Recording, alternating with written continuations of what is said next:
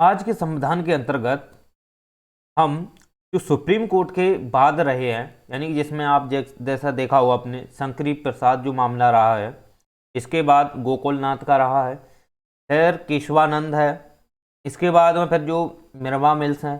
तो ये जो जजमेंट रहे सुप्रीम कोर्ट के, तो इन जजमेंट के अंतर्गत जो सुप्रीम कोर्ट ने अपने वादों में जो अलग अलग व्याख्यान किए हैं या संविधान के संदर्भ में जो विवरण दिया है या अधिकारों के संदर्भ में जो विशिष्ट अपने विचार दिए हैं, उनके विषय में आज हम डिटेल से समझने का प्रयास करेंगे कि जो संसद है वो किस प्रकार की अपनी भूमिका निभा सकती है और सुप्रीम कोर्ट की वहां पर किस प्रकार की पावर है। राइट, क्योंकि संसद जो है वो कानून बनाने की उसे शक्ति दी गई है, तो वो किस प्रकार से कानून बना सकती है, क्या संवैधानिक ऐसी कोई विशिष्ट शक्ति दी गई है ताकि वह उसको शक्ति बनाने की शक्ति देता है संसद को। ओके, अब बात यहां आती है कि एक तरफ तो मौलिक अधिकार है और दूसरी तरफ है संसद को कानून बनाना। तो इनके बीच में एक देखा जाए तो काफी संघर्ष की स्थिति रहती है, क्योंकि मौलिक अधिकार का संरक्षण करता जो है वो सुप्रीम कोर्ट है और सुप्रीम कोर्ट का अंतिम जो जज न्याय होता है वो एक्चुअली में मौलिक अधिकारों के संरक्षण के लिए, मौलिक अधिकारों को बनाए रखने के लिए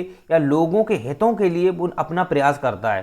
ठीक है, तो अब जब संसद है तो संसद एक तरफ अपना व्याख्यान रखती है, क्योंकि संसद जो है वो विधि के तहत, प्रक्रिया के तहत अपना कानून बनाती है।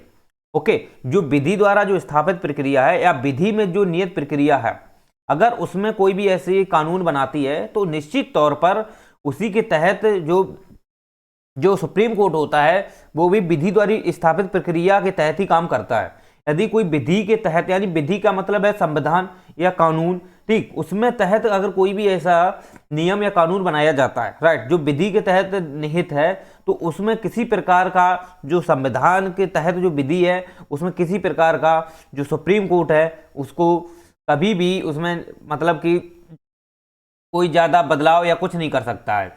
इसका मतलब ये हुआ कि संविधान संशोधन एक तरफ विधि की भी बात करता है और एक तरफ संविधान संशोधन की बात करता है। तो इनके बीच में भी ये कॉन्फ्लिक्ट देखने को मिलता है, कॉन्फ्लिक्ट देखने को मिलता है।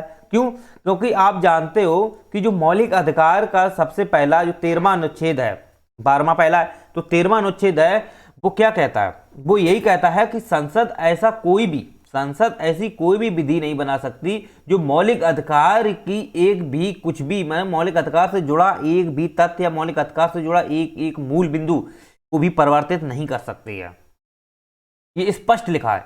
जबकि एक तरफ 368 अनुच्छेद है तो वो ये कहता है संविधान के अंतर्गत किसी भी विषय को संसद अपनी शक्ति के माध्यम से, संसद संशोधन के माध्यम से बदलाव कर सकती है, से परिवर्तित कर सकती है, स्थगित कर सकती है, वापस ले सकती है। तो ये व्यवस्थाएं जो दी, तो इनके बीच आप देखोगे काफी कन्फ्लिक्ट है मौलिक अधिकार और, क्योंकि मौलिक अधिकार देखा जाए तो इसका संरक्षण करता सुप्रीम कोर्ट है, जबकि संसद जो है वो संसद क्या है, वो कानून बनाती है। तो कानून बनाने की पावर संसद को दी गई है। तो अब ये बात यहां आती है कि संसद किस प्रकार से कानून बना सकती है। तो इसके संदर्भ में जो भी कन्फ्लिक्ट रहे हैं, जो भी वाद विवाद रहे हैं, उनको विषय में समझेंगे, चाहे वो मौलिक अधिकार से जुड़ा हो। मौलिक अधिकार के अंतर्गत आप जो भी सिविल से संबंधित जो मामले हैं, जैसे कि उसमें जमीनी भूमि संपत्ति का अधिकार है, इनसे जुड़े जो भी मामले हैं, ठीक, उनसे संदर्भ में हम काफी डिटेल से समझने का प्रयास करेंगे।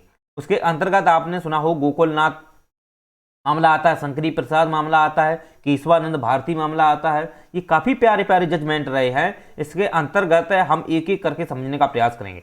सबसे पहले आप ये देखिए कि संपत्ति का जो अधिकार था, आपने देखा हो संपत्ति का जो अधिकार था 1978 में उसे समाप्त कर दिया गया था, फिर उसे कानूनी विधिक अधिकार बना दिया गया। तो इसके अंतर्गत पहले जो व्यवस्थाएं रही हैं, चाहे वो 7वां संविधान संशोधन में रहा हो, चाहे वो 24वां में रहा हो, तो मैंने आपको बताया था कि 31 का खा गा जो जोड़े गए थे वो राज्यों को भी पावर दी गई थी उसमें। ओके, तो ये व्यवस्थाएं जो थी, अब बात यहां आती है कि इन व्यवस्थाओं के तहत जो चुनौती दी गई है, चाहे चुनौती दी गई है वो किसी दी गई थी सुप्रीम कोर्ट में। तो सुप्रीम कोर्ट ने वहां पे अपने निर्णय दिए थे। ओके, तो उनके विषय में हम समझने का प्रयास करेंगे।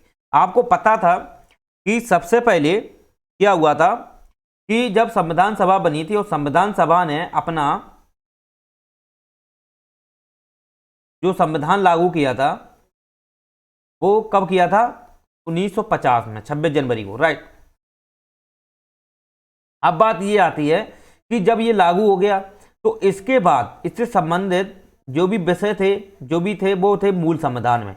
यानी कि जब तक संविधान लागू हुआ तो इसके संदर्भ के से जुड़े जितने भी प्रावधान किए गए थे, जो भी संविधान सभा ने सोच विचार करके या इतने सारे प्रस्तावों को विचार करके अलग अलग संविधानों का संश्लेषण लेकर के, ठीक है, उसमें चुन चुनकर जो विषय दिए गए थे वो एक मूल संविधान के अंतर्गत था। ओके, तो मूल संविधान के अंतर्गत ही क्या था, मौलिक अधिकार भी हैं। ओके, तो मौलिक अधिकार भी हैं, तो मौलिक अधिकार से जुड़ी हुई जो बाद परिस्थितियां हैं, प्रवृत्तियां हैं, वो देखने को मिलती हैं, राइट। और संसद को भी ये पावर दी गई है, संसद को भी 368 के तहत ही पावर दी गई है। तो यहां पर जो विवाद और विवाद वाला जो मामला है ये मूल संविधान से ही जुड़ा देखने को मिलता है। ये अलग से कोई प्रोविजन से नहीं जोड़ा गया है, ये मूल संविधान के ही अंतर्गत है। एक तरफ 368 की भी यहीं पे बात होती है, दूसरी तरफ मौलिक अधिकारों को भी वहीं जोड़ा गया है, 13 अनुच्छेद को भी वहीं रखा गया है। तो ये मूल संविधान के अंतर्गत ये विवरण दिए गए हैं। इसकी वजह से इनके बीच में जो सुप्रीम कोर्ट है तो वो क्या कर सकता है, अब बताइए मुझे। सुप्रीम कोर्ट तो विधि द्वारा स्थापित प्रक्रिया के तहत ही काम करता है। अगर विधि के तहत जो भी स्थापित कोई भी अगर विवरण बनाया जाता है, जो भी विधि बनाई जाती है, अगर वो संविधान के मूल संविधान में निहित है, उससे रिलेटेड अगर कोई विधि बनाई जाती है तो उसमें सुप्रीम कोर्ट कुछ नहीं करता है, क्योंकि उसके सीमित हाथ हैं, क्योंकि यहां पर विधि द्वारा स्थापित प्रक्रिया के तहत काम हो रहा है। जबकि आप अमेरिका में देखो यथोचित प्रक्रिया है, अगर वो भले ही चाहे मूल संविधान से हो, किसी संविधान से हो, अगर सुप्रीम कोर्ट को लगता है, वहां का वैसे फेडरल है तो फेडरल को वहां का लगता है कि अगर ये सही है तो वो सही करेगी, गलत है तो उसे खर्च कर देगी। ओके, लेकिन वहां पर ऐसा नहीं है कि विधि द्वारा है, क्या द्वारा है, कोई मतलब नहीं, उसे ठीक लगेगा तो ठीक, गलत लगेगा तो गलत। लेकिन यहां पर ऐसा नहीं है, यहां पर थोड़ा बदलाव ये है कि अपना जो सुप्रीम कोर्ट है वो विधि द्वारा स्थापित प्रक्रिया की जांच करता है, उसी के तहत ही काम करता है। ओके, तो आप ये चीज समझिए थोड़ा। तो हम सबसे पहले ये बात करते हैं यहां पर कि जब संविधान लागू हुआ था तो संविधान लागू होने के बाद क्या हुआ कि सरकार ने सबसे ज्यादा किस पे जोर दिया, वो दिया था कृषि को, क्योंकि उस समय भुखमरी जैसी व्यवस्थाएं थी और कृषि को लेकर के काफी चुनौतियां थी, कृषि को लेकर, वहां की जमीन को लेकर, क्योंकि कृषि और एक जमीन अगर एक आपस में संबंध है दोनों का, तो भुखमरी बहुत फैली थी। तो वहां पर जो लोग थे जो भूमि को समेटे हुए थे, जिसमें हम जमींदार बोलते हैं, तो जमींदार लोग थे, काफी ज्यादा से ज्यादा क्षेत्रों को समेटे हुए थे, काफी ज्यादा भूमि को अधिग्रहण किए थे। तो वहां पर जो लोग थे तो जो भुखमरी की कगार पर थे, क्योंकि उनको उस हिसाब से पोषण नहीं मिल पा रहा था जिस हिसाब से वो मेहनत करते थे, तो मेहनत उनको ज्यादा पड़ती थी, पोषण उस समय नहीं मिलती थी, तो उनको ना उस प्रकार से उन्हें न्याय मिल पाता था, ठीक, ना भोजन की व्यवस्था सही से मिल पाती थी, तो बहुत ज्यादा वहां पर भुखमरी की व्यवस्थाएं थी, ठीक। तो हंगर को लेकर के इतनी स्थितियां बनी थी। तो संविधान की जब बनने के बाद में तो फिर संसद को पावर तो थी 368 के तहत, तो उसने निरंतर बदलाव प्रयास कर दिए। ओके, 368 के तहत उसे पावर थी, संविधान ने दी थी, तो उसने बदलाव करना शुरू कर दिए। उसने सीधे कानून बनाना स्टार्ट कर दिए, हदबंदी कानून है, ठीक है, बटाईदार अधिनियम है, ऐसे बनाना प्रारंभ कर दिए, क्योंकि वो ज्यादा बल किस पे देना चाह रही थी, सरकार देना चाह रही थी जमीन सुधार में, ठीक। अगर जमीनी सुधार होता है, लैंड लॉर्ड जो है उन पर अगर किसी प्रकार का प्रतिबंध लगाया जाता है तो निश्चित ही हम जमीन को सुधार कर सकते हैं। क्या जमीन सुधार से जुड़ा जो मामला है वो आप देखोगे तो बटाईदार भी एक अधिनियम था, उसको भी जब लागू किया, उसके हम थोड़ा अभी जजमेंट देंगे उसके विषय में भी। तो जो सबसे पहले इसके ही संदर्भ में, जमीन के संदर्भ में हदबंदी कानून आया, और इसके बाद में देखा हुआ आपने जो बाद में निरंतर इसमें जमीन पे सुधार हुआ, जमीनी सुधार अधिनियम, ठीक है। इसके बाद में आप देखोगे प्रीबी जो एक मतलब कि दिया गया था किसे, जो राजा महाराजा थे उनसे भी बाद में छीन लिया गया था, ठीक। तो जमीन से सुधार से संबंधित ये प्रस्तुतियां दी गई, इससे संबंधित विवरण दी गई। तो अब बात यहां आती है कि मूल संविधान 368 है, ये अनुच्छेद है, ये संसद को पावर ये देता है कि संसद किसी भी विषय में संविधान के अंतर्गत जो भी प्रावधान है इसके किसी भी विषय में वो संशोधन के माध्यम से बदलाव कर सकती है, संशोधन के माध्यम से बदलाव कर सकती है, राइट। तो ये बात इसमें स्पष्ट कर दी गई संविधान के 368 संशोधन में, अनुच्छेद में। जबकि 13 अनुच्छेद है वो किसकी संरक्षा करता है, वो करता है मौलिक अधिकार की। मौलिक अधिकार में के अंतर्गत जो अनुच्छेद 13 वो स्पष्ट ये करता है कि संसद ऐसी कोई विधि नहीं बना सकती है जो मौलिक अधिकार से जुड़े जो भी अधिकार हैं या जो भी विषय दिए गए हैं उसमें किसी प्रकार का परिवर्तन, बदलाव, कम या सीमित या स्थगित या घटाना बढ़ाना कुछ नहीं कर सकती है। यहाँ 13 अनुच्छेद है। अब दोनों के बीच टकराव हो गया। तो अब जब दोनों के बीच टकराव हुआ तो अब बात यहां आती है, तो इससे संबंधित भी प्रोविजन अब देखने को मिलते हैं। देखिए क्या होता है कि सरकार को तो अनुच्छेद 13 एक तरफ ये कहता है, 368 एक तरफ ये कहता है, और ये विधि द्वारा स्थापित प्रक्रिया के तहत है। दोनों ही जो प्रावधान है ये विधि के निहित है, क्योंकि मूल संविधान ही विधि द्वारा बना हुआ है।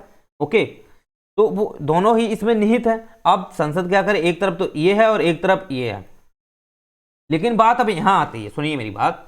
तो सरकार को तो जमीन में अगर सुधार नहीं करती है तो निश्चित रूप से इसमें आप देखोगे तो भुखमरी को दूर नहीं कर पाओगे, अवसंरचना को विकास नहीं कर पाओगे, क्योंकि सबसे ज्यादा अगर हम कृषि पे बल देते हैं, क्योंकि कृषि जो है एक प्राथमिक क्षेत्र माना जाता है, राइट। वो प्राथमिक क्षेत्र जो है अगर इसमें हम सुधार नहीं कर पाएंगे तो हमें कहां से पोषण मिल पाएगा, हमें कहां से अनाज मिल पाएगा। तो मुझे कृषि पे ज्यादा बल देना था उन्हें। तो यही स्थिति बनी कहां, 1950 में। तो 1950 में जब स्थिति बनी तो इसने संसद ने क्या किया, 1951 में संविधान संशोधन लाए। और वो किसके तहत था, वो था 368 के तहत, क्योंकि वो किसी में बदलाव कर सकती थी। तो संविधान संशोधन 1951 जब ये अधिनियम आया, राइट, ये जब अधिनियम आया तो इसके तहत क्या दिया गया कि 9वीं अनुसूची जोड़ी गई। 8 अनुसूची पहले ही सी थी, तो इसके अंतर्गत 9वीं अनुसूची जोड़ी गई। और ये 9वीं अनुसूची एक इस प्रकार की अनुसूची थी, यानी कि यहां पर आप ये समझ लीजिए कि यहां सुप्रीम कोर्ट के भी हाथ बांध दिए गए।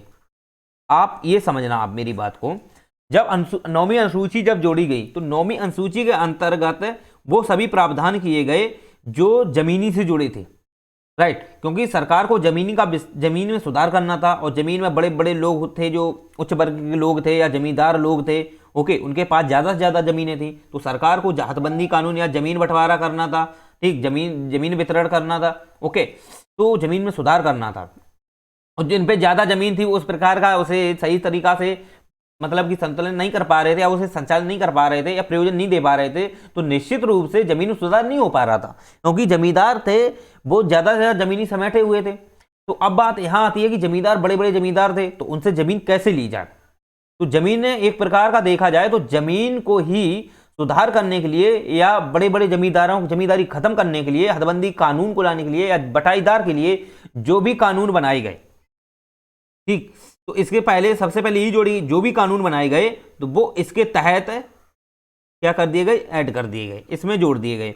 अब बात यहां आई तो इसमें संविधान संशोधन जो 1951 हुआ, पहला संविधान संशोधन था, तो इसमें एक बात कही गई, इसमें यह कहा गया कि जो भी 9वीं अनुसूची के तहत, सुनना मेरी बात, जो भी 9वीं अनुसूची के तहत जो भी हम संसद, मतलब हम का मतलब संसद जो भी प्रावधान जोड़ेगी, सुनना, 9वीं अनुसूची में जो भी संसद कानून बनाकर प्रावधान बनाकर वो अगर 9वीं अनुसूची में डाल देती है तो सुप्रीम कोर्ट उसमें कुछ नहीं कर सकता, यानी कि न्यायिक समीक्षा के बाहर है, न्याय पुनर्वलोकन के बाहर है, समझ रहे। तो इसमें कोई भी न्याय पुनर्वलोकन के बाहर कर दिया गया, क्योंकि इसमें अब सुप्रीम कोर्ट कुछ नहीं कर सकता। और जबकि एक तरफ सुप्रीम कोर्ट को यह पावर दी गई थी कि सुप्रीम कोर्ट मौलिक अधिकार का संरक्षण करता है। अंतिम शक्ति किसे है मौलिक अधिकार की, सुप्रीम कोर्ट को थी। अब सुप्रीम कोर्ट के यहां हाथ बन गए 9वीं अनुसूची के तहत, क्योंकि ये विधि द्वारा स्थापित प्रक्रिया के तहत है, क्योंकि 368 में ये बात कही गई है, 368 के तहत ये बात स्पष्ट की गई थी कि विधि द्वारा स्थापित प्रक्रिया है। अब विधि द्वारा स्थापित प्रक्रिया के तहत ही ये संशोधन हुआ और 9वीं अनुसूची में उसने ये प्रावधान रखा, ओके। तो इधर तो संशोधन करने की शक्ति देता है, तो संसद ने क्या काम किया, संशोधन किया, संशोधन के तहत 9वीं अनुसूची जोड़ी, और 9वीं अनुसूची में जमीनी सुधार से संबंधित बड़े बड़े फैसले लेना प्रारंभ कर दिया। तो अब बात यहां आती है कि मौलिक अधिकारों का होने लगा हनन, क्योंकि मौलिक अधिकार के अंतर्गत आप देखोगे जो संपत्ति का एक अधिकार था वो 19 के सब क्लाउज जो 4 नंबर है, ठीक, क्या था 7वां, तो उसमें ये चीज प्रावधान था, उसमें यह था कि संपत्ति का एक अधिकार जो है व्यक्तियों का एक निजी अधिकार है, वो संपत्ति जो व्यक्ति है उसकी सरकार की नहीं, वो व्यक्तियों की है विशेष रूप से। ठीक, जो भी व्यक्ति हैं जो संपत्ति को कब्जाए हुए हैं वो उन्हीं की है। ये प्रकार का मतलब व्यवस्थाएं थी। अब सरकार को तो लग रहा है कि अब अगर इनको हम व्यवस्थाएं देंगे तो ये अपने अकॉर्डिंग करेंगे, ठीक, जमींदारी खत्म नहीं हो पाएगी, लोग भूखमरी मरेंगे। अब तो सबसे बड़ी चुनौती थी, तो यही तो 368 उन्होंने प्रयोग करते हुए 9वीं अनुसूची लाए, और 9वीं अनुसूची के अंतर्गत ऐसे विषय ऐड कर दिए जिनका सुप्रीम कोर्ट कुछ नहीं कर सकता था, क्योंकि 9वीं अनुसूची जोड़ी गई वो विधि द्वारा स्थापित प्रक्रिया के तहत जोड़ी गई, और विधि द्वारा स्थापित प्रक्रिया आप जानते हो सुप्रीम कोर्ट सीमित हो जाता है। ओके, वो ये कहता है हाँ विधि द्वारा स्थापित प्रक्रिया है, हम इसमें कुछ नहीं कर सकते। मनमाने ढंग से था तो हम फिर इस पर न्याय समीक्षा न्याय पुनर्विलोकन करेंगे। ओके, और पहली बात ये देखो, न्यायिक समीक्षा आप देखोगे तो ये आप देखोगे न्यायिक समीक्षा मूल संविधान में नहीं थी। बात समझना मेरी, न्यायिक समीक्षा जो है वो मूल संविधान में नहीं थी। अगर मूल संविधान में होती तो न्यायिक समीक्षा कर सकता था सुप्रीम कोर्ट। ओके, अब बात यहां समझना मेरी बात। अब संसद ने प्रारंभ ये कर दिया। अब बात ये आती है कि सबसे ज्यादा जो जमींदार होते थे, जमीनी सुधार से मामले थे, जमींदार होते थे, वो बिहार क्षेत्र में देखने को सबसे ज्यादा मिले। तो बिहार में सबसे ज्यादा काम प्रारंभ कर दिया स्टार्ट, वहां की जमीनी छीनना प्रारंभ किया सरकार ने। और निश्चित ही देखा जाए तो एक मामला आता है शंकरी प्रसाद मामला 1950 का, बिहार का ही मामला है। शंकरी प्रसाद बनाम भारत संघ। भारत संघ क्यों जोड़ते हैं? क्योंकि यहां केंद्र का मामला था, क्योंकि केंद्र सरकार उस समय जमीनी हस्तक्षेप कर रही थी, राइट। तो 1950 में जब शंकरी प्रसाद बनाम भारत संघ जब मामला आया तो यहां पर शंकरी प्रसाद ने चुनौती दी सुप्रीम कोर्ट को, क्योंकि सुप्रीम कोर्ट जो था वो मौलिक अधिकार का संरक्षण करता था, और शंकरी प्रसाद जो थे वो एक्चुअली में उनका जमीनी से जुड़ा विवाद था, राइट। अब इनके फैसले को सुप्रीम कोर्ट ने क्या काम किया कि इसके फैसले में निर्णय ये दिया, उन्होंने निर्णय क्या दिया, एक तरफ तो 368 था और एक तरफ 13 था। अब दोनों के बीच इन्होंने देखो निर्णय क्या दिया सुप्रीम कोर्ट ने, क्योंकि इनकी जमीन थी और जमीन इनकी जब ले ली गई तो ये चुनौती कहाँ इन्होंने पेश की, सुप्रीम कोर्ट में। वैसे हाई कोर्ट में भी जा सकते थे, ऐसी बात नहीं हाई कोर्ट में नहीं जाते, हाई कोर्ट को नहीं जाते हैं। तो जब हाई कोर्ट में नहीं, मतलब ये तो सुप्रीम कोर्ट गए, तो सुप्रीम कोर्ट ने यहाँ पर अपना एक प्यारा जजमेंट ये दिया, सुनना मेरी बात। इन्होंने साफ देखा जाए तो जो 368 अनुच्छेद था शंकरी प्रसाद बनाम में, यही जज मतलब बात कही, जो 368 अनुच्छेद जो था, जो संसद को पावर देता था संविधान संशोधन की, इसे का इन्होंने समर्थन किया, इसका इन्होंने समर्थन किया। समझिए मेरी बात को, इन्होंने इसका समर्थन किया और कहा कि 368 जो है वो विधि द्वारा स्थापित प्रक्रिया के तहत न्यायी है, विधि द्वारा स्थापित प्रक्रिया के तहत न्यायी है, और संसद संविधान के किसी भी किसी भी भाग को संशोधित कर सकती है। एक बात यहां ये स्पष्ट कर दी इन्होंने, मतलब ये बात आई कि जो 368 अनुच्छेद था, सुप्रीम कोर्ट ने उसका जज्बात देता हुआ यही कहा कि 368 जो है, जो संसद को जो पावर दी गई है वो न्यायोचित है, वो राइट है, वो उसकी शक्ति है, उसमें हम कुछ नहीं कर सकते, मतलब उसका समर्थन कर दिया था। तो यहां पर अब बात आती है 13 की। अब एक तरफ 13, तो 13 का भी इन्होंने फैसला दिया था, अनुच्छेद जो 13 है, 13 का भी फैसला दिया था। आप जानते हो जो 13 अनुच्छेद है वो क्या कह रहा था कि मौलिक अधिकार से संबंध में किसी भी विषय में कोई परिवर्तन, कोई बदलाव, कोई एक्सचेंज नहीं कर सकती है संसद, मौलिक अधिकार से संबंधित। और जबकि संपत्ति का अधिकार एक मौलिक अधिकार था उस समय, और संपत्ति से जुड़ा फैसला था। तो अब बात आती है इसकी, तो इसका भी उन्होंने फैसला दिया। इन्होंने जो इसमें जो विधि द्वारा, विधि मतलब ऐसा था जो विधि, अब इसमें विधि की बात थी। अब विधि तो आप जानते ही हो, तो विधि तो आपको पता ही है। तो अब बात ये आती है, इस विधि की बात हुई। अब इस विधि में इन्होंने क्या काम किया, इस जो मौलिक अधिकार से संबंधित जो विधियां थी, अब इसमें विधि को मतलब इन्होंने अपना बदलाव देखो क्या दिया, क्योंकि एक तरफ विधि जो है वो आईपीसी, सीआरपीसी, ओके, इसको भी क्या है प्रोत्साहन देती है, मतलब विधि वो भी विधि है, संविधान भी एक प्रकार का विधि है। अब विधि मतलब ये कहा गया कि संसद ऐसी कोई विधि नहीं बना सकती है जो मौलिक अधिकार का उल्लंघन करे, राइट। अब विधि तो ये है, तो तो इन्होंने क्या काम किया, इन्होंने ये विधि को सामान्य बता दिया। सामान्य बताने का मतलब ये हुआ कि ये जो विधि है, ये आईपीसी, सीआरपीसी और सीपीसी वगैरह जो विधियां हैं, इन विधियों को माना। और जो मौलिक संविधान था, संविधान विधि को भी इन्होंने माना, ऐसी बात नहीं, संविधान विधि को भी माना। लेकिन सुनना, जो विधि है, ठीक, जो विधि है वो विधि जो 368 के तहत बनाई जा रही है, 368 के तहत बनाई जा रही, वही एक्चुअली में ये विधि है। इन्होंने ये स्पष्ट कर दिया, 368 के तहत जो विधि बनाई जा रही वो ही एक्चुअली में ये विधि है। जब 368 के तहत जो विधि है वो राइट है, तो ये विधि है। कहां से आप कह सकते हो कि मौलिक अधिकार का हनन नहीं कर सकते? इसका मतलब ये हुआ कि शंकरी प्रसाद जो बनाम भारत संघ मामला था, वो उस समय केस हार गए। तो शंकरी प्रसाद भी रहे हैं, तो ये भी मामले को, मतलब ये भी अपने केस को हार गए। चलिए, तो ये पहला केस था। अब हम बात ये करते हैं कि अब बात यहां आती है,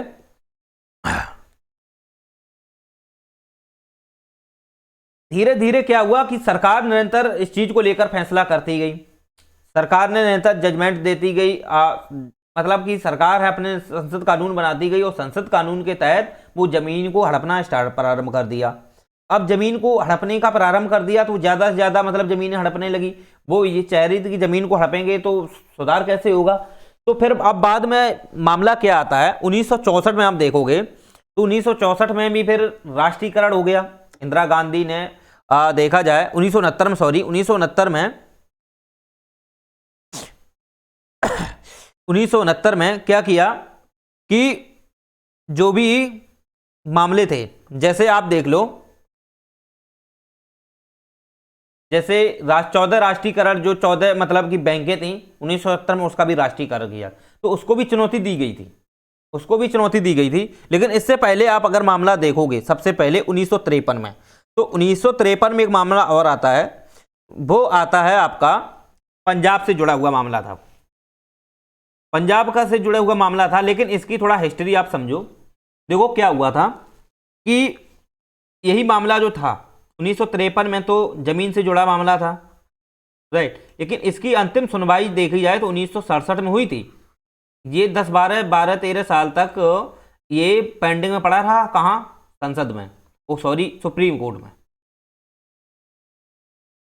ओके, अब बात आती है ये पंजाब राज्य से जुड़ा ये कौन सा मामला था।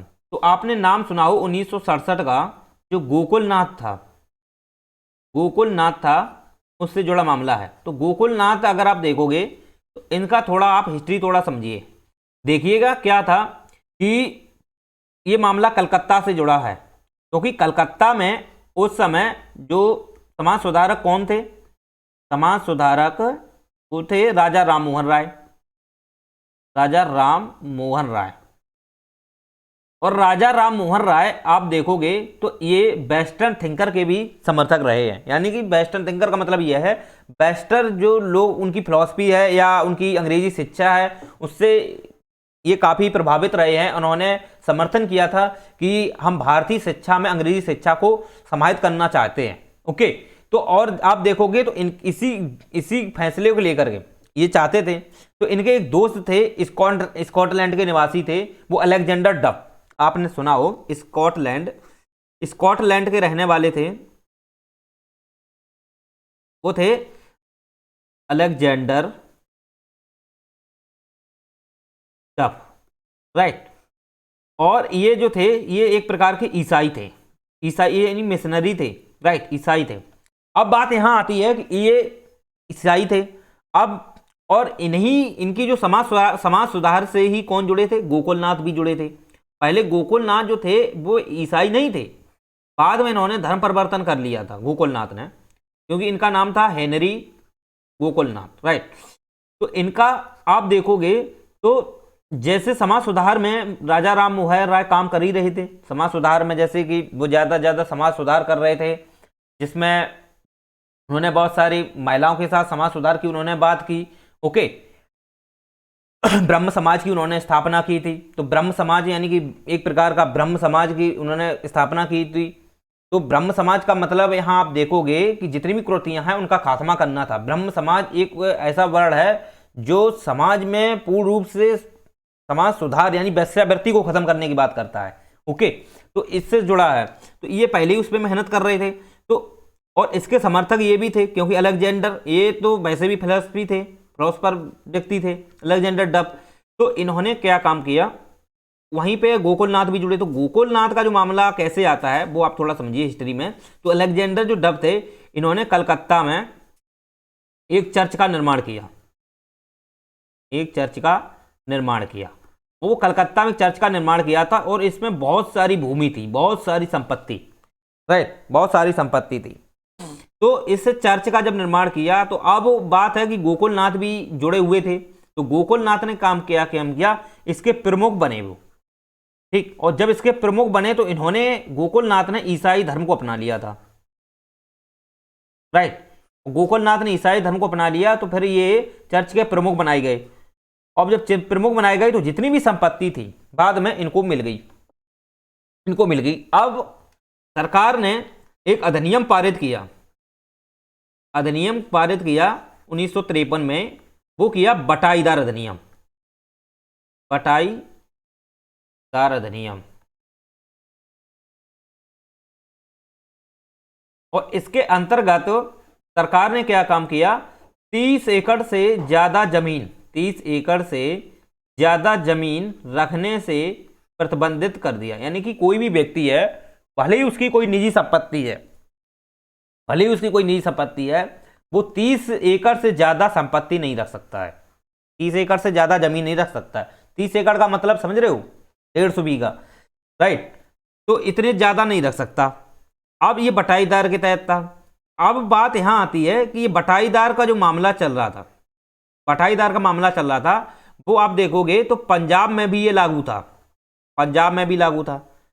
सुन रहे हो मेरी बात, पंजाब में भी लागू था। तो अब बात क्या हुई कि जो ये कलकत्ता में जो इनकी भूमि थी, इसको इन्होंने क्या काम किया, इन्होंने यही अपना जो मिशनरी जो चर्च था इसको ट्रांसफर इन्होंने पंजाब में किया। और जब पंजाब में इन्होंने जब ट्रांसफर किया तो वहां पर इन्होंने बहुत सारी जमीन ली, सब कुछ लिया, राइट। तो इसके बाद वहां पर बटाईदार भी अधिनियम लागू था।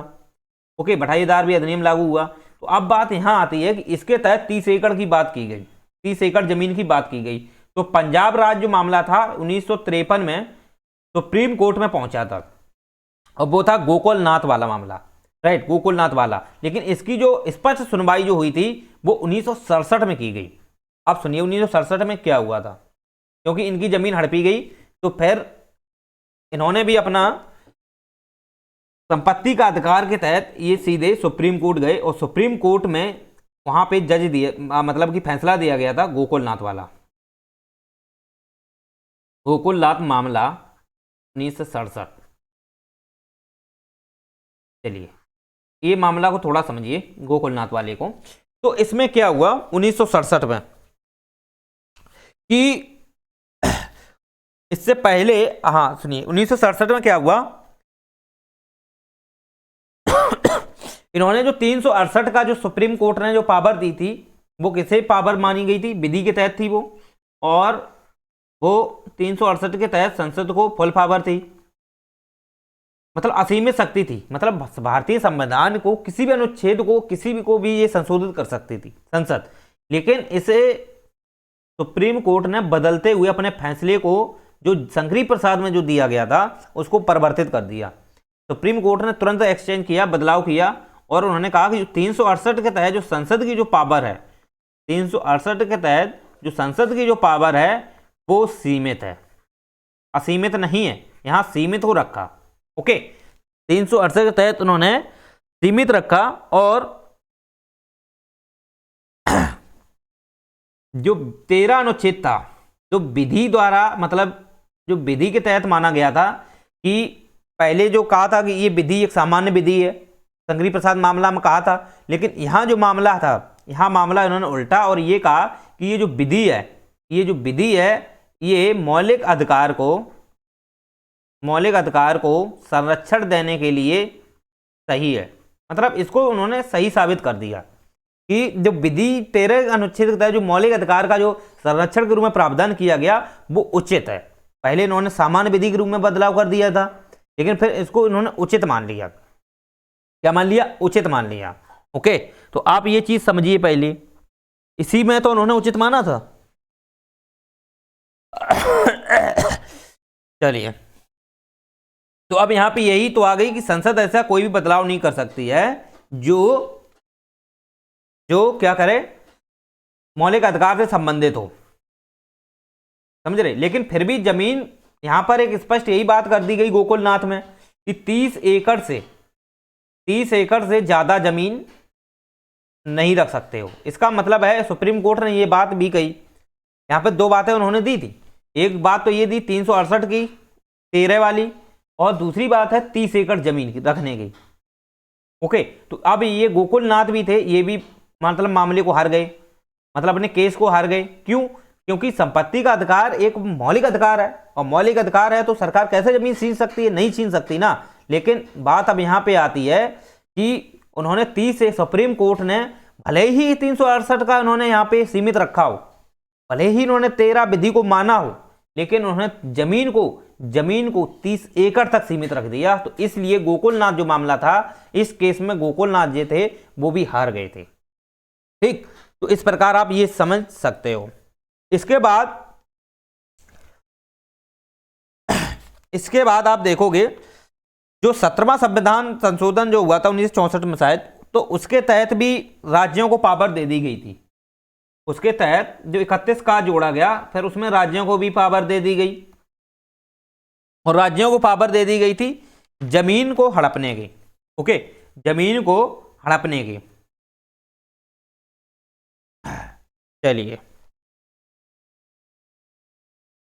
अब बात आती है 24वां संविधान संशोधन। 24वां संविधान संशोधन क्या हुआ था?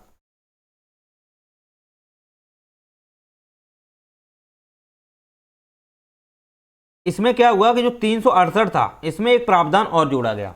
368 के तहत उन्होंने एक प्रावधान क्या जोड़ा गया कि संसद को मौलिक अधिकार में सीमित और स्थगित भी कर सकती है। राइट, यानी कि 24वां संविधान संशोधन था, उसमें ये स्पष्ट कर दिया, 368 में ही जोड़ा गया कि जो संसद है, फिर सुनना मेरी बात, फिर से बदलाव हुआ। देखो, शंकरी प्रसाद जो था मामला, उसमें स्पष्ट इसका समर्थन किया।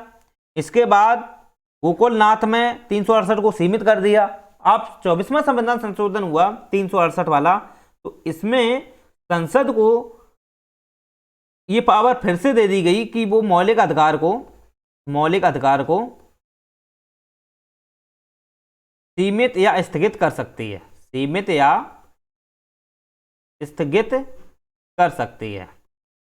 तो ये पावर किसमें दे दी गई? 24वां संविधान संशोधन।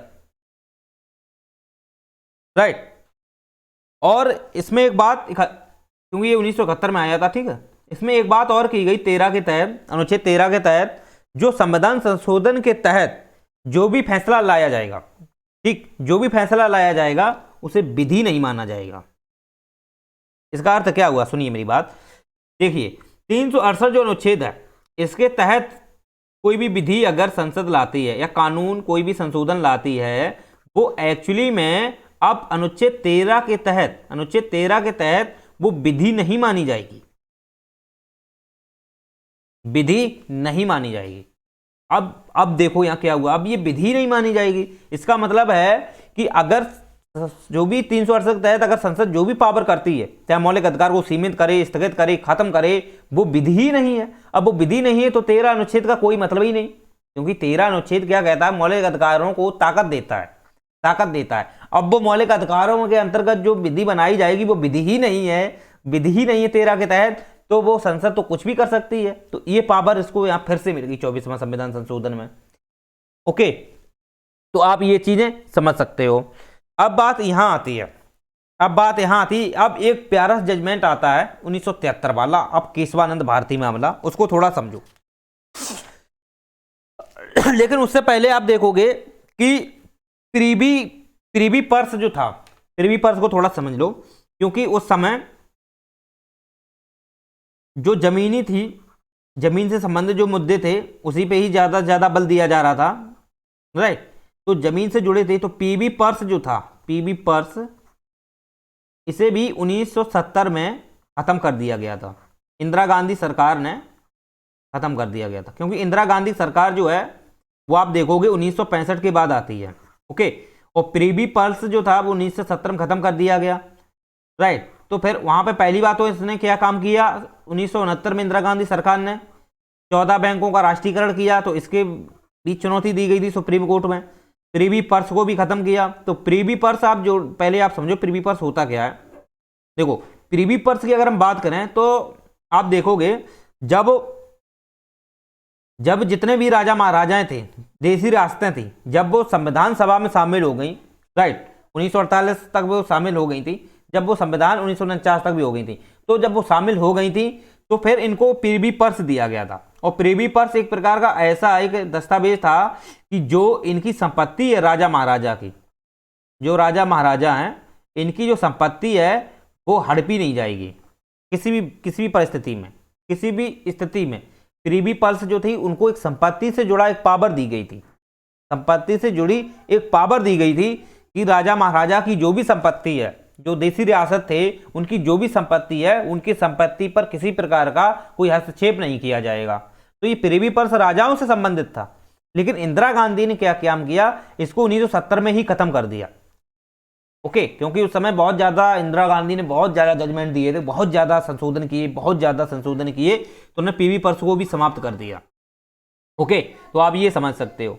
तो प्रीबी पर्स को समझ में आ गया, ये राजा महाराजाओं की जो जमीनी थी, जो संपत्ति थी, वो उनकी एक निजी संपत्ति को मतलब कि संरक्षण प्रदान करता था और उस पर किसी प्रकार का सरकार हस्तक्षेप नहीं कर सकती थी। लेकिन 1970 को ये भी खत्म कर दिया।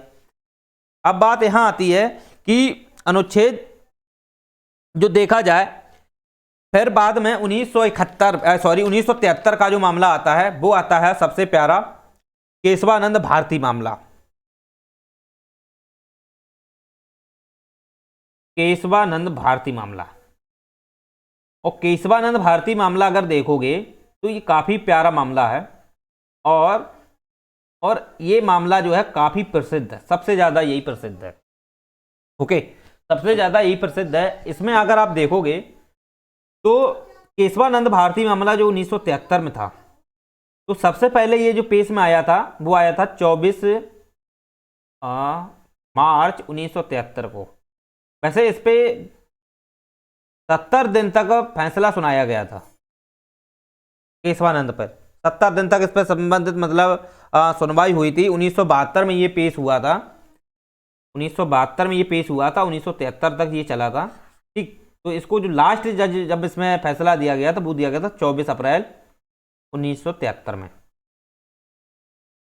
ठीक, चलिए, तो 24 अप्रैल 1973 को ये फैसला अंतिम सुनाया गया था।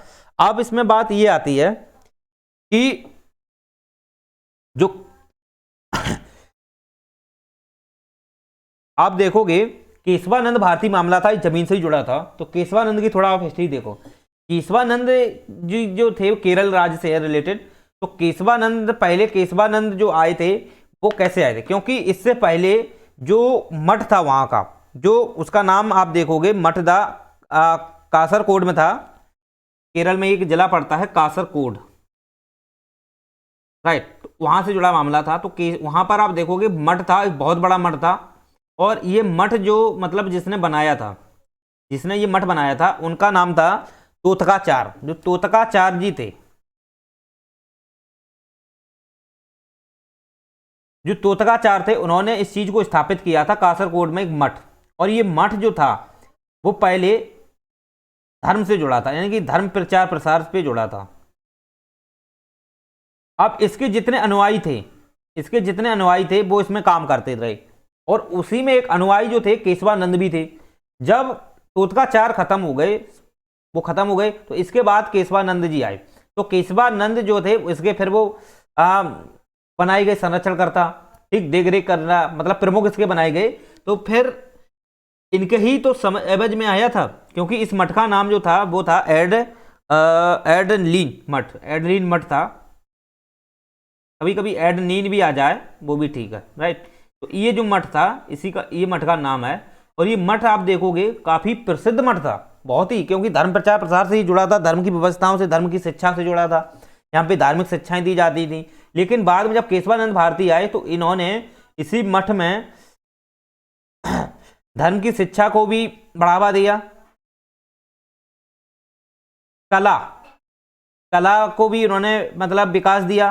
कला में आप देखोगे चित्रकला का भी इन्होंने बढ़ावा दिया। ओके, तो इस प्रकार से कला है, साहित्य है, साहित्य के क्षेत्र में भी इन्होंने इसमें बल दिया। तो धार्मिक शिक्षा है, कला है, साहित्य, इन्होंने काफी इसका प्रचार विस्तार किया। तो जो मठ था उससे संबंधित जो भी जमीन आती थी, तो वो इनको मतलब कि मठ के तहत वो अधीन कर लेते थे, क्योंकि धर्म की शिक्षा देते थे उसके अधीन ही कर लेते थे, राइट। तो इस प्रकार से केशवानंद मामला था बहुत ही फेमस है, बहुत ही फेमस था, क्योंकि वहां पे जमीन से जुड़ा था और जमीन बहुत ही इन्होंने धार्मिक शिक्षा को लेकर के, साहित्य को लेकर, कला को लेकर के जमीन उन्होंने ले रखी थी। तो अब वहां का केरल सरकार ने भी जमीन हड़पना प्रारंभ कर दिया। तो ये पहले तो गए वहां हाई कोर्ट, तो हाई कोर्ट में इनकी सुनवाई ज्यादा हुई नहीं, हाई कोर्ट में ये हार गए। इसके बाद ये सुप्रीम कोर्ट गए, और जो सुप्रीम कोर्ट गए तो सुप्रीम कोर्ट में केशवानंद जी जो थे ये वहां भी हार गए। केशवानंद जो थे सुप्रीम कोर्ट में भी ये हार गए थे, फैसला ये भी वहां हार गए थे। लेकिन यहां पर इनका एक जजमेंट आता है, इस सुप्रीम कोर्ट का बहुत ही प्यारा जजमेंट आता है। वो आता है कि संसद जो है क्या वो मौलिक अधिकार का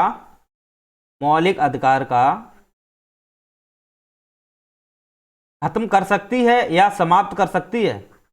खत्म या समाप्त करना एक ही बात है, या सीमित कर सकती है या स्थगित कर सकती है।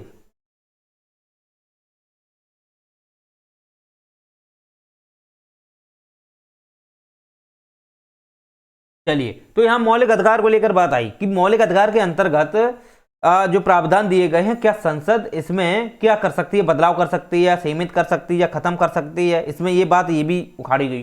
तो यहां पर सुप्रीम कोर्ट ने एक बात स्पष्ट कर दी, इसमें एक बात स्पष्ट ये कर दी कि हाँ, संसद बदलाव कर सकती है, सीमित कर सकती है, राइट, सीमित कर सकती है, लेकिन जो संविधान की मूल प्रस्तावना है, यहां पे मूल ढांचे की बात आती है, और मूल ढांचा आप देखोगे बहुत ही महत्वपूर्ण ढांचा है, यानी कि ये प्रस्तावना से जुड़ा है।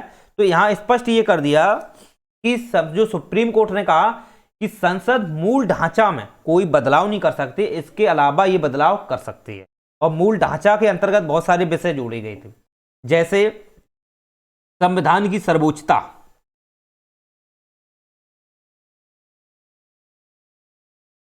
संविधान की सर्वोच्चता है, इसका बदलाव नहीं कर सकती है, राइट। इसके बाद क्या हुआ कि संविधान की सर्वोच्चता को नहीं कर सकती है। सेपरेट ऑफ पावर, यानी कि जो शक्तियों का पृथक्करण सिद्धांत है,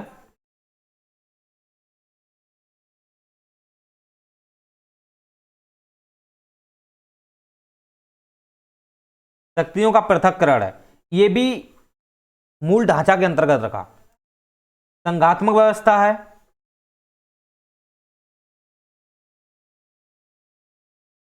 ये भी किसके अंतर्गत रखा, मूल ढांचे के अंतर्गत रखा। तो इस प्रकार से इन्होंने कुछ विषय रखे, जैसे न्यायिक समीक्षा को भी इन्होंने रखा था, इसी में धर्मनिरपेक्ष को भी रखा था। तो इस प्रकार की मूल जो विषय दिए गए, ठीक। लेकिन बस यही विषय जो थे, इन विषयों पर संसद कोई बदलाव नहीं कर सकती थी। संसद इन विषयों पर नहीं बदलाव कर सकती थी, क्योंकि ये मूल ढांचा है। अगर संविधान के आप मूल ढांचे को ही बदल दोगे तो वो संविधान का क्या मतलब है। यहां बात स्पष्ट कर दी गई थी कि संविधान का अपना एक मूल ढांचा होता है, कोई भी एक विषय वस्तु होती है तो उसकी अपना एक पर्पज होता है, एक उद्देश्य होता है। अगर आप उद्देश्य को ही बदल दोगे तो विषय वस्तु का कोई मतलब ही नहीं है। तो यहाँ ये बात हुई। तो मूल ढांचा जो है वो एक संविधान का एक उद्देश्य का एक प्रस्तावना है।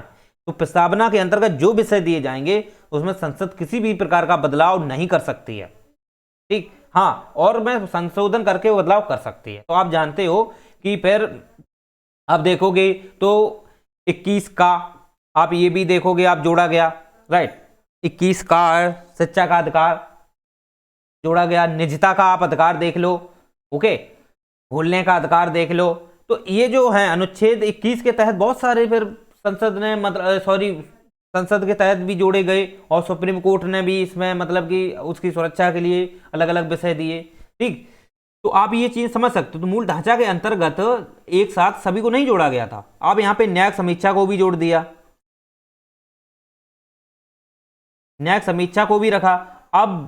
अब जैसे ही न्यायिक समीक्षा को रखा तो अब दिक्कत फिर खड़ी हो गई। इंदिरा गांधी सरकार थी उस समय, इंदिरा गांधी फिर भड़क गई।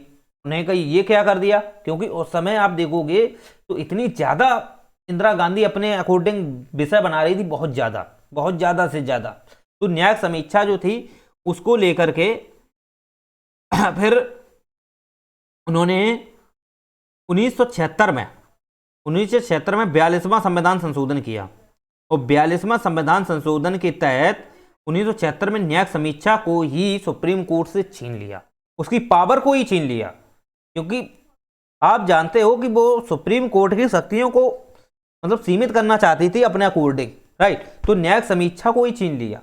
अब न्यायिक समीक्षा को जैसे ही छीना, तो अब आप समझिए मेरी बात को, न्यायिक समीक्षा को जैसे ही छीना दिक्कत बहुत ज्यादा क्रिएट होने लगी। क्योंकि उस समय आप देखोगे तो अपने मनमाने ढंग से भी बहुत सारे कानून संसद बनाएगी, बहुत सब कुछ करेगी। तो उसमें जब न्यायिक समीक्षा ही नहीं रहेगी तो उस पर किस प्रकार का हो सकता है कि आप उद्देशिका को भी मतलब कि परिवर्तित कर दो। तो बात समझ रहे हो ना। तो ऐसा करने के लिए न्यायिक समीक्षा को पुनः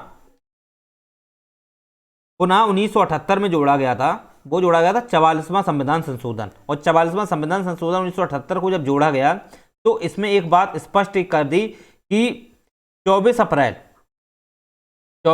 1973 के पहले जितने भी कानून रहे हैं वो चाहे नवी अनुसूची में रहे हों, ठीक, उन पर हम किसी भी प्रकार की न्यायिक समीक्षा नहीं करेंगे। सुप्रीम कोर्ट ने यहां स्पष्ट कर दिया कि 24 अप्रैल 1973 के पहले जितने भी कानून संसद ने बनाए हैं, जमीनी संबंधित हो, किसी भी विषय संबंधित हो, उसकी हम कोई न्याय समीक्षा नहीं करेंगे। लेकिन अब जो कानून बनाए जाएंगे वो न्याय समीक्षा के अधीन रहेंगे।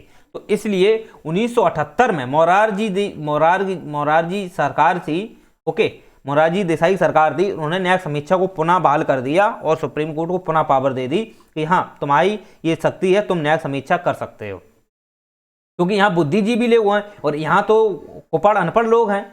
संसद में कोई पढ़े लिखे ज्यादा थोड़ी ना होते हैं। आप अपने अकॉर्डिंग काम करोगे, संसद विषय बनाओगे, तुम तो लोगों की तैसी मार दोगे, ऐसी तैसी कर दोगे, राइट। तो अब न्यायिक समीक्षा के जो सुप्रीम कोर्ट में होते हैं उसमें लोग काफी सेंसिटिव लोग होते हैं, पढ़े लिखे लोग होते हैं, वो इस चीज को समझते हैं कि क्या तुम सही हो क्या गलत हो। अब तुम न्याय समीक्षा छीन लोगे तो कैसे काम चलेगा।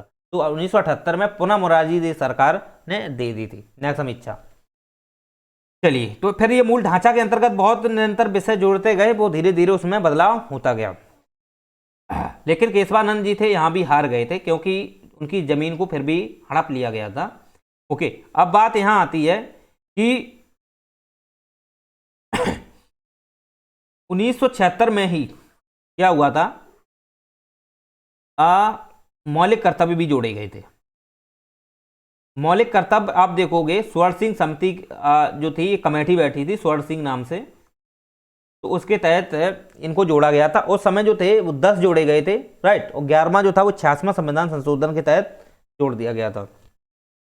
तो 10 जो जोड़े गए थे, लेकिन उस समय विषय स्वर्ण सिंह समिति ने 8 निकाले थे, राइट, 8 विषय निकाले थे। उसमें टैक्स वगैरह भी था, सब कुछ था, लेकिन ये फिर नहीं जोड़ा गया। तो इस प्रकार से 10 को जोड़े गए थे, तो उसमें और 2 विषय अलग से सोच समझकर उनको जोड़ा गया था, तो 10 दिए गए थे, ठीक। लेकिन आप देखोगे तो ये मौलिक कर्तव्य जोड़े क्यों गए थे। एक्चुअली में क्या हुआ था कि दिल्ली में जयप्रकाश नारायण द्वारा बहुत बड़ा आंदोलन हुआ था, ठीक। अब जैसे आंदोलन हुआ तो वहां पे इनके जो समर्थक रहे जयप्रकाश नारायण के, ठीक, बहुत ज्यादा हिंसात्मक गतिविधियां अपना रहे थे, बहुत ज्यादा, ठीक। तो उस समय देखा जाए तो इनके जितने भी समर्थक थे उन्हें विद्रोह के रूप में या उनको देश की एकता अखंडता को के विरुद्ध के रूप में, उनको जो राष्ट्रीय सुरक्षा के विरुद्ध के रूप में एनएसए के तहत उनको क्या काम किया, जेल में भर्ती करना बंद कर दिया। क्योंकि ये हिंसात्मक गतिविधियां अपना रहे थे बहुत ज़्यादा से ज़्यादा। तो उसी समय लोगों को दायित्व दिए गए, लोगों को ये दायित्व दिए गए, हाँ हम तुम्हें मौलिक अधिकार तो देते हैं लेकिन तुम्हारे भी कुछ कर्तव्य हैं, तो उन कर्तव्यों को तब जोड़ा गया था 1976 में। ओके, तो आप ये चीज़ें समझिए। इस पर हम ज़्यादा हिस्ट्री पे नहीं जा रहे हैं, ओनली हिस्ट्री जब इतिहास पढ़ाएंगे तब इसको हम क्लियर समझा देंगे। चलिए फिर आप देखोगे 1975 में भी एक इंदिरा गांधी जो केस था, इंदिरा गांधी जो केस था वो भी न्यायिक समीक्षा के अधीन रखा।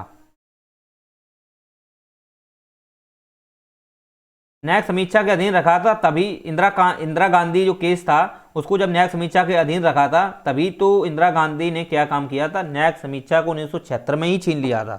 राइट, 1976 में है छीन लिया था।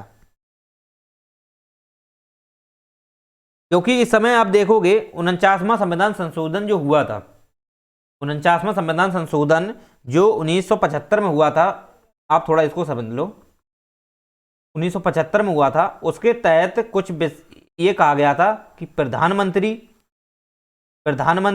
लोकसभा अध्यक्ष है, ठीक, इनके जो चुनाव हैं इनके चुनाव से संबंधित सुप्रीम कोर्ट को कोई पाबंदी नहीं दी जाएगी। यानी कि सुप्रीम कोर्ट को न्यायिक समीक्षा के तहत प्रधानमंत्री का चुनाव, लोकसभा का अध्यक्ष का चुनाव नहीं रखा जाएगा। लेकिन अभी वर्तमान में है, अगर कोई चुनाव से संबंधित, ठीक, वो चुनाव आप देखो विधानमंडल का हो या संसद के हो, ठीक है, अगर उससे संबंधित किसी प्रकार की चुनाव से रिलेटेड कोई भी चुनौतियां आती हैं या कोई फ्रॉडगिरी होती है, तो उसका अंतिम संरक्षण करता भी सुप्रीम कोर्ट ही है अभी भी। ठीक, तो ये प्रधानमंत्री को उस समय 49वां संविधान संशोधन 1975 में प्रधानमंत्री, लोकसभा अध्यक्ष, तो इनको क्या कर दिया था, मतलब जो चुनाव की संबंधित जो विषय थे उनको न्यायिक समीक्षा का अधीन नहीं रखा था। राइट, तो ये इंदिरा गांधी एक जो केस आता है 1975 में, तो इसको न्यायिक समीक्षा के अंतर्गत ही रखा था सुप्रीम कोर्ट ने। फिर इन्होंने उसको छीन ही लिया था 1976 में 42वां संविधान संशोधन में, फिर 1978 में फिर वो उसे बहाल कर दिया गया। चलिए अब बात आती है मिनर्वा मिल्स आप देखोगे 1980 का है। इसमें थोड़ा एक बात केवल याद रख लो, ज़्यादा ठीक रहेगी। इसमें राज्य के नीति निर्देशक जो तत्व हैं और मौलिक अधिकार, इनको इन्होंने सामंजस्य बैठा दिया था कि मौलिक अधिकार और राज्य के नीति तत्व एक दूसरे के पूरक हैं। अगर राज्य के नीति निर्देशक तत्व है, मौलिक अधिकार नहीं है, तो भी कोई काम का नहीं है। अगर मौलिक अधिकार हैं, राज्य के नीति निर्देशक तत्व नहीं है, तब भी देश की व्यवस्था चल नहीं पाएंगी। तो दोनों का एक आपस में जुड़ाव होना चाहिए। यानी कि राज्य के नीति तत्व है वो सरकार को पावर देते हैं, सरकार को दायित्व देते हैं, ओके, जबकि मौलिक अधिकार हैं वो राज्य सरकार के विरुद्ध हैं, वो व्यक्तियों को पावर देते हैं। तो अगर दोनों में अगर कोरिलेटिव संबंध नहीं हो पाएगा तो कैसे व्यवस्थाएं चलेंगी। तो यहाँ पे मिनर्वा मिल्स ने यही 1980 में फैसला किया था कि इनके बीच जो सहसंबंध है, एक जुड़ाव है, एक भावनात्मक जुड़ाव है, वो कायम रहना चाहिए। आप दोनों में व्यवस्थाओं को जोड़ करके इन्होंने स्पष्ट किया था। यही मिनर्वा मिल्स 1980 का मामला आता है। चलिए अगर आप देखोगे तो फिर बाद में पुट्टू स्वामी आया है 2017 में, तो उन्होंने निजता का अधिकार मतलब जोड़ दिया, ठीक, फिर भूलने का अधिकार भी है। तो फिर ये बहुत सारे जजमेंट हैं, इनको अब आप पढ़िएगा। चलिए, तो आशा करते हैं आपको कि जो भी प्यारे प्यारे जजमेंट थे उनको मैंने स्पष्ट आपको समझा दिया है। चलिए, अच्छा लगा हो तो लाइक शेयर सब्सक्राइब जरूर कीजिए चैनल को। ओके।